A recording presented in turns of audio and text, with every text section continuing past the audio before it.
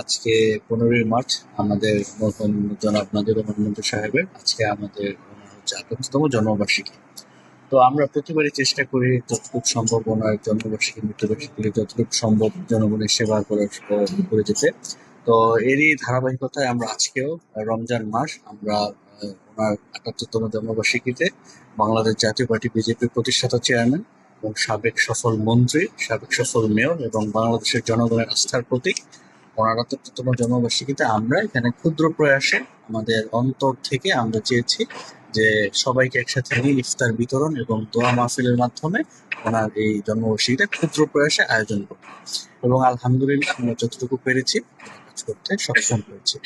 এবং তারই উত্তরসূরি আপনারা জানেন, তারই যোগ্য উত্তরসূরি এবং বাংলাদেশের মানুষের কণ্ঠস্বর, তারুণ্যের অহংকার জনাব আন্দালিব রহমান পার্থ ভাই, আমাদের হৃদয়ের স্পন্দন। উনি ওনার উত্তরসূরি হিসেবে শুরু থেকে ওনার রাজনৈতিক জীবনের শুরু থেকে আজ পর্যন্ত জনগণের পক্ষে লড়াই করে যাচ্ছেন এবং আলহামদুলিল্লাহ উনি ত্রয়োদশ জাতীয় সংসদে সংসদ সদস্য হিসেবে জনগণের পক্ষে কথা বলে যাবেন।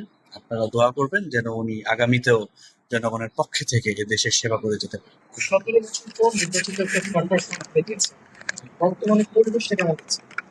জি আলহামদুলিল্লাহ, হ্যাঁ 17 বছর তো আসলে বাংলাদেশে কোনো গণতন্ত্র ছিল না এবং 17 বছর যা যা ইলেকশন হয়েছিল, নির্বাচন হয়েছিল, সবই আমি টামি নির্বাচন ছিল। তো 17 বছর পর জনগণ স্বতঃস্ফূর্ত ভাবে ভোট দিয়েছে এবং আলহামদুলিল্লাহ পরিবেশ অত্যন্ত, আমি মনে করি যে সন্তোষজনক। কারণ আপনি দেখেন এখন বিরোধী দল হামলা মামলা গুমের শিকার হয় না। এখন সরকারি দল বিরোধী দল এক টেবিলে বসে ইফতার করে, তারা এক টেবিলে বসে ভাত খায়।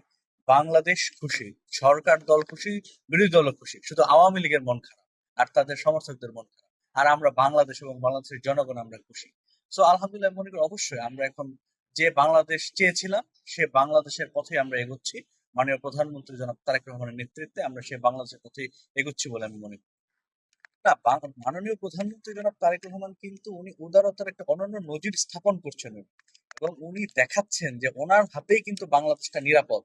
এবং আমাদের চেয়ারম্যান জনাব আন্দালিব রহমান পার্থ ভাই কিন্তু ওনার উপরে আস্থা রেখেছেন এবং বাংলাদেশের জনগণ ওনার উপরে আস্থা রেখেছেন। আপনি দেখেন, আমি মনে করি বাংলাদেশের বয়স 55 বছর, এই 55 বছর বয়সে গণতান্ত্রিক এত সৌন্দর্য কিন্তু কখনো দেখেন নাই।